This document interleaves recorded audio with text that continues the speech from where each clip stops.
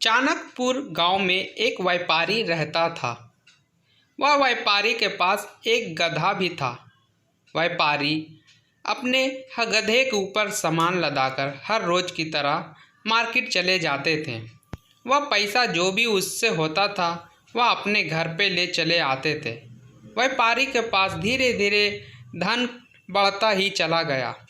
फिर व्यापारी के मन में कुछ समझ नहीं आ रहा था। वह एक दिन बाजार गया और एक घोड़े को लेकर अपने घर की ओर आया और एक अच्छा सा तबेला भी बना दिया, जिसमें एक गधा और एक घोड़े को एक ही तबेले में रखने लगा।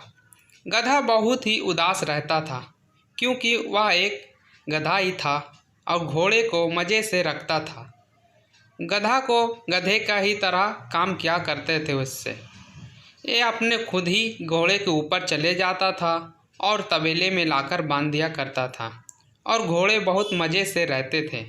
गधा दिन रात बेचारा खुद ही काम किया करते थे और उसे घास फूस मिल जाया करता था। कुछ दिन इसी तरह बीतता चला गया और एक मर्तबा धीरे धीरे कई रास्ता पत्थरों से भरा रहता था। घोड़ा बहुत ही मज़े से चले जाता था और गधा के ऊपर लदा सामान भारी के कारण वह बहुत ही दुखी हो जाते थे।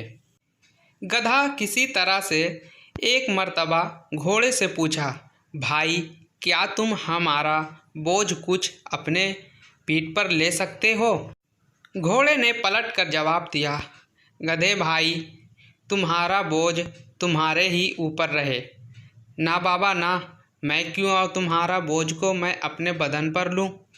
मालिक ने तो तुम्हारे ऊपर ही लदाया, तो वो तुम ही खुद संभालो। गधा बेचारा दिन रात काम किया करता था। बेचारा खुद कुछ भी नहीं हो पाया उससे और वो एक मर्तबा चले गया। गधे के ऊपर सामान हर रोज की तरह लदा दिया करते थे और खुद अपने ही मालिक उसके ऊपर बैठ जाया करता था। घोड़ा मज़े से गाना गाता हुआ चले जाता था। तभी अचानक गधे को चक्कर आकर नीचे गिर पड़ा, क्योंकि गधे के तो ऊपर बहुत सारा बोझ था। तभी उसके मालिक ने नीचे उतरा और देखा, अरे गधा बेचारा बहुत ही चोटीला है और उसे अपने ऊपर घोड़े के साथ बैठ गया। घोड़े ने तभी समझ में आया कि काश मैं गधे के बात मान लिया होता तो आज मुझे ये दिन नहीं देखना पड़ता।